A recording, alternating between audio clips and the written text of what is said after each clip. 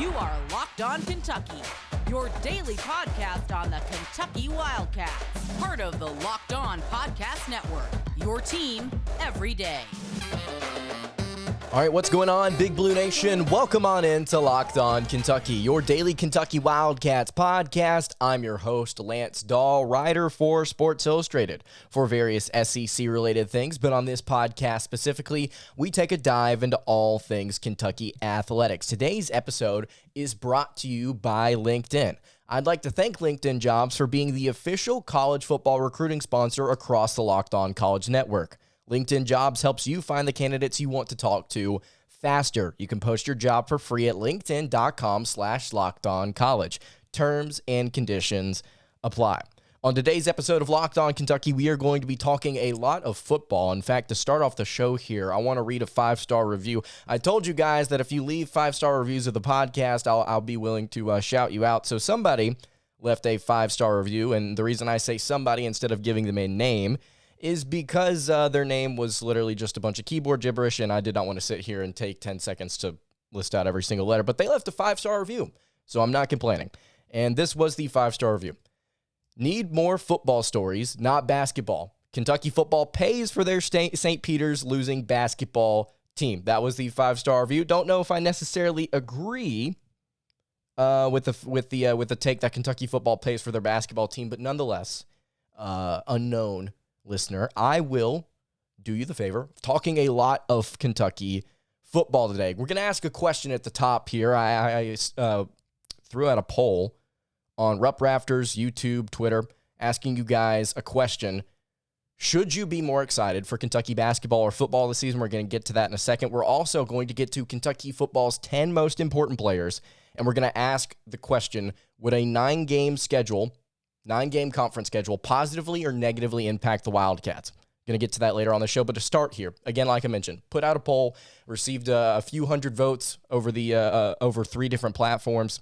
Again, YouTube, Rupp Rafters, Twitter. If you're looking to kind of engage with the content here on the channel, I'm normally on one of those 3 platforms. But yeah, I asked you guys a question, left you a poll. Should you be more excited about Kentucky football or basketball this season if you had to choose one?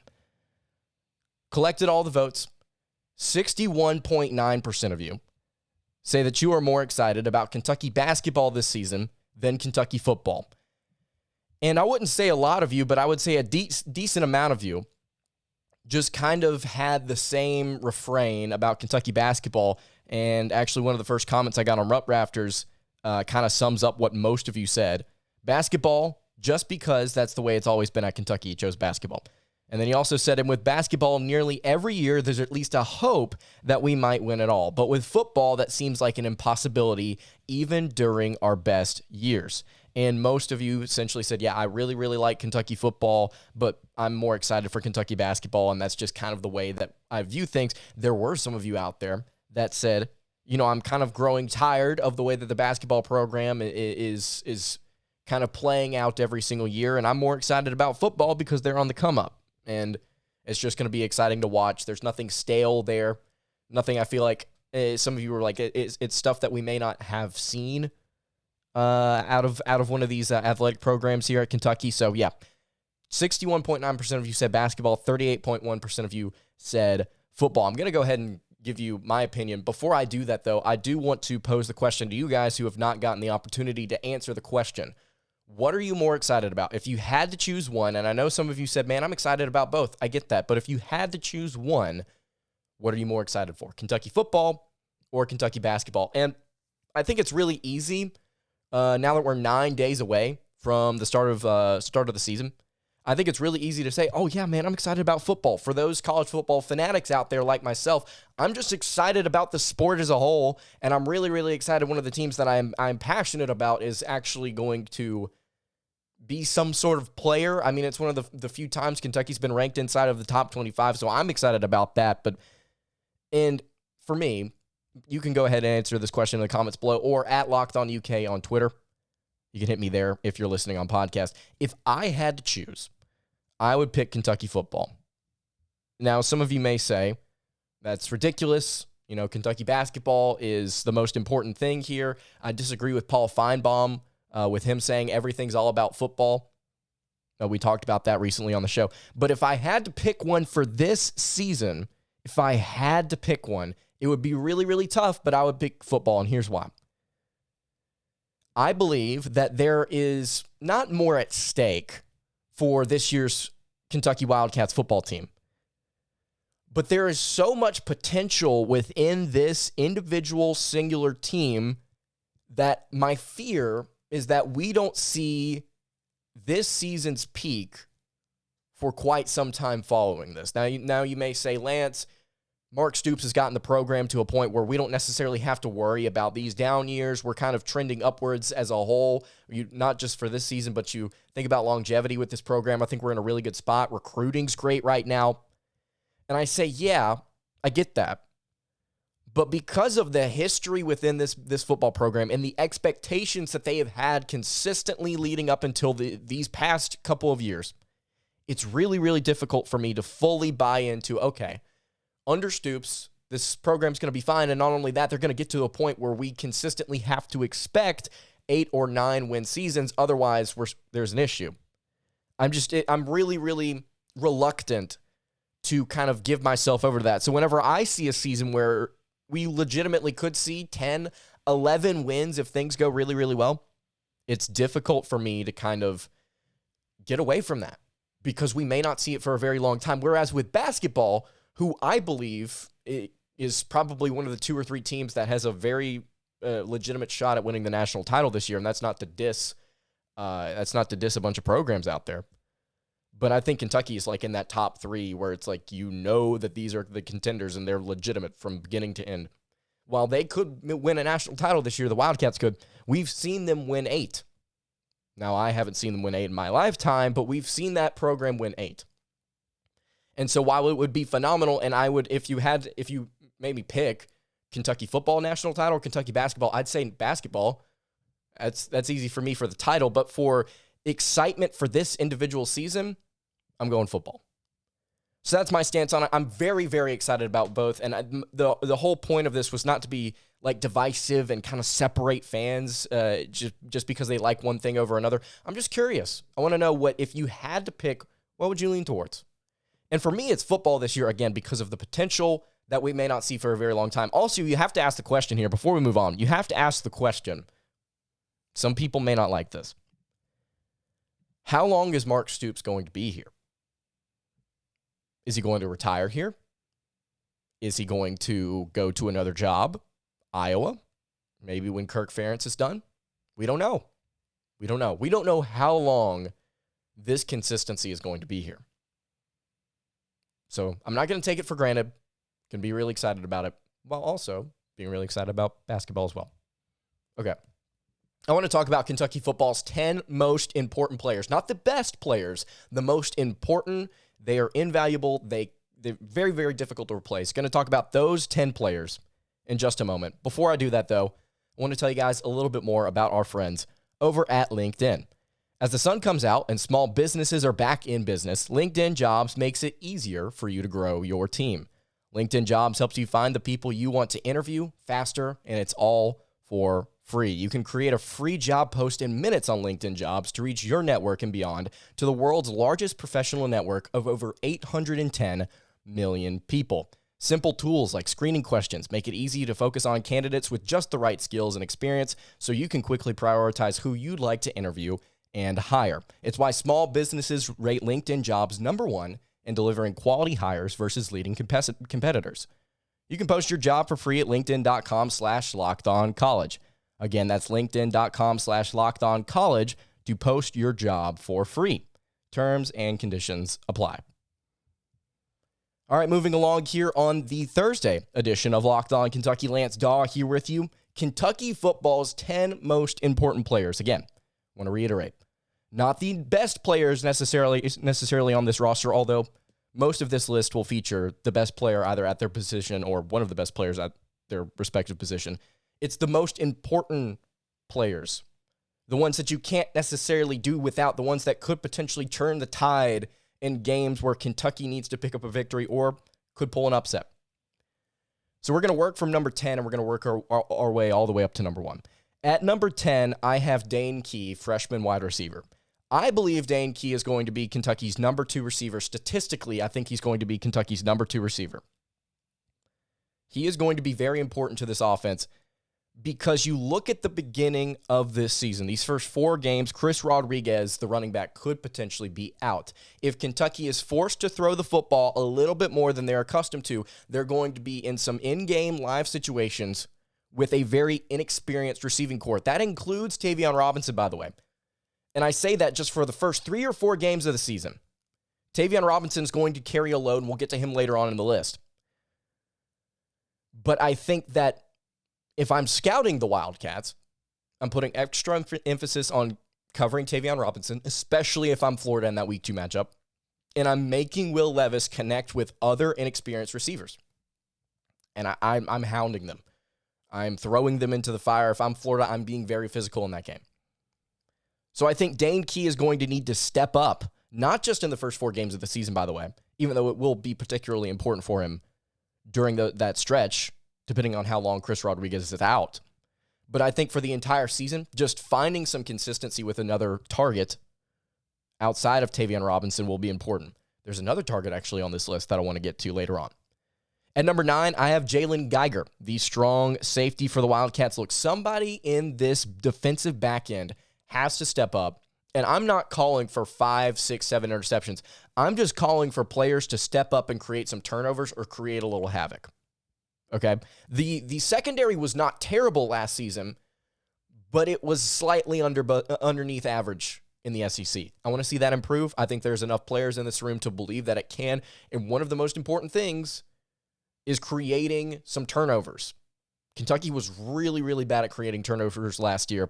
If they can have someone step up like Geiger, get a couple of interceptions, make a couple of explosive plays, I think it's going to be really important in some really, really tight games. I'm looking at Ole Miss, South Carolina, Tennessee, Georgia, Florida. You've got to be able to have somebody on your back end step up, not just also as a player that creates turnovers, but somebody that communicates well. That's something that's, I think, lost in the fold sometimes whenever you're breaking down individual matchups, is looking at a secondary and asking the question, okay, how are these guys going to respond to this opposing team's passing attack, not just from a schematic standpoint, from a communication standpoint. Whenever they understand, okay, something's going wrong early in the game, are they going to be able to communicate, talk it out, and work it out? And the coaches are also at the same time going to be able to give them some adjustments if they've not already figured them out. I think Jalen Geiger, strong safety, back end, is going to be important. One of the most important players on this team. At number 8, I have Jordan Dingle, the tight end. He's gotten a lot of praise from the coaching staff. Kentucky needs viable pass catchers. I don't necessarily think he's going to be up there in terms of statistical production, but we've heard so much out of him during camp. I've heard that he's made his way up to the top of this tight end room, and he's probably going to make some noise. So I'm excited about him, not just as a pass catcher, but as a blocker. He's very, very versatile. I've seen several sites classify him as a Swiss Army knife. I believe Vince Morrow was the one that gave him that label. But yeah, Jordan Dingle at number 8. Going to try and move along here relatively quickly so we're not sitting here for 3.5 hours talking about these 10 players. At number 7, I have whoever plays at left tackle. That may be David Wallabaugh. I believe that's who's going to be starting at left tackle, Wally there, or Keonta Goodwin. I think those are the two that you're looking at. If it's Wally, he has to be able to produce. This offensive line, because of the couple of injuries that they've had so far during fall camp, we don't know if Kenneth Horsey is going to be able to go, if he's 100% right now, and you've got some concerns there. You have to be able to execute in the positions where you do have healthy players. Left tackle, obviously one of the most important, if not the most important position on the offensive line outside of center. At number 7, I have Jacques Jones, linebacker. He was Kentucky's second most productive linebacker this season, and he's going to need to be important again. This linebacker core as a whole is going to be very vital to this defense for a couple of reasons. Number 1, I think turnovers are going to be very important for the Wildcats this season. We're talking right now about the Wildcats potentially winning 10 games or having an outside shot at the SEC East title. You have to be able to get some lucky plays or some breaks or some turnovers. And Kentucky's most experienced unit on the defensive side of the ball is the linebacker room. They have to be able to get production out of those guys. Jacques Jones also has to be a little bit more productive, I think, rushing the passer. I don't know if Kentucky's necessarily going to ask him to do that, but it's something that I would like to see out of him was whenever he gets those opportunities, he executes. At number 5, I have Chris Rodriguez Jr. You may say, why is he not higher on this list? The only reason that he's not higher on this list and that he's number 5 is because we expect him to miss a fourth of the season. We expect him to miss 3 or 4 games. We don't know if it's 3. We don't know if it's 4. We're going to have to find that out here soon. But Chris Rodriguez Jr. comes in at number 5. Obviously, he's going to be very vital to this rushing attack. Based on the way that this coaching staff has talked about the running back room so far during fall camp, I'm starting to feel confident about the depth that we have, and it's not like I didn't feel confident before, don't get me wrong. These transfer additions, D. Beckwith, Ramon Jefferson, you've already got guys in there like Vassier Smoke, Juton McClain. You've got guys in that room that can perform. I think collectively, if your concern lies in Chris Rodriguez's production being missed in those first 4 games, I think they're going to get it out of those 4 guys one way or another. Kentucky's going to run the ball. They're going to be balanced. But Chris Rodriguez, obviously, most talented back on this team, he's top 5 most important player. But because he misses a fourth of the season, likely, I've got him down at number 5. Because I think other players are going to step up in his place, and that makes them more valuable and more important in those games. And obviously, he can't be important. Well, on the field, he can't be important. In his absence, who knows? We may sit here and say, yeah, the guys that Kentucky's got in the running back room can't get it done, and Chris Rodriguez actually is really important, even though he's not playing. But I think because he's not playing, I'm putting him down lower. And there's one player actually above him that I think is going to be very, very important in those first 4 games. All right, Keydron Smith, transfer from Ole Miss, defensive back, is at number 4. Smith is probably going to be Kentucky's top cover corner. You could probably give that title to Jordan Wright, even though he's going to play outside linebacker, also going to play a little bit of defensive back or pass coverage, at least consistently, I think. And I guess you wouldn't say Jordan Wright is Kentucky's top cover corner, but he's probably one of Kentucky's better pass coverage defenders, I guess is a better way to put it. Which is weird thinking he's an outside linebacker. But anyway, Keydron Smith, probably going to be Kentucky's top cover corner. There's going to be a lot of different things asked out of this kid, especially considering, I hate to say this, I don't like the depth in the secondary, and it's probably my biggest area of concern outside of the receiver room heading into this season. You're going to need the guys on your top end to step up, and they need to be able to make plays and make plays consistently. Again, to go back to what I was saying earlier, turnovers, I think, are going to be very important, or at least getting stops, getting deflections, getting some pressure, not on the ball, but like out of this defensive back end here. You've got to be able to find something a little bit more than average. You've got to be able to find something. Keydron Smith, I think he's going to be very important to this team. Not necessarily locking down the opposition's number 1 receiver, but definitely being there. Number 3, Tayvion Robinson, wide receiver. I think that he's going to carry a load in the passing game. Not much as much as Wan'Dale Robinson. Don't get me wrong. I don't think that he's going to be as productive as Wan'Dale Robinson was. I don't think that he's on the level that Robinson was, but we may see. I think he's still going to carry a load, though. Reason being, less because of how talented he is, which he is very talented, but more because of the experience that he brings to this unit. Obviously, it's a new scheme for him, but I think he slots in more comfortably than any of these other receivers on roster. I think he's just going to, it's not necessarily plug and play, but it's plug and play. We talked about it earlier. Those first 4 games of the season, most important one being Florida. If Chris Rodriguez is not playing, which doesn't look like he's going to, and Kentucky's running attack struggles, the point of emphasis, I think, for this offense will be Will Levis to Tayvion Robinson, finding him in spots where you need to find him. And I think Florida knows that, and I think they're going to try and put a stop to that. But I still think Tavion's got to be able to step up, and I think it's going to be really important, his connection with Will Levis, not just early in the season, but for the entire year. And again, I think Dane Key, I think Jordan Dingle, I think there are other players in this offense. DeMarcus Harris. I mean, there are other players in this offense that could step up, but man, Tavion, I think for this team this year, because of the lack of experience in that wide receiver room, he's going to be one of the 3 most important players on this team. All right, quickly here. Number 2, DeAndre Square, Kentucky's most productive linebacker, only by a tackle, but he also had 3 sacks. I believe he had an interception. You're going to need production out of that linebacker room. You're not necessarily going to ask these guys to have 100 tackles, but you're going to need them to play well. It's the most experienced. It's the best unit on this defense. They're going to be really, really important. They were important last year in crucial moments.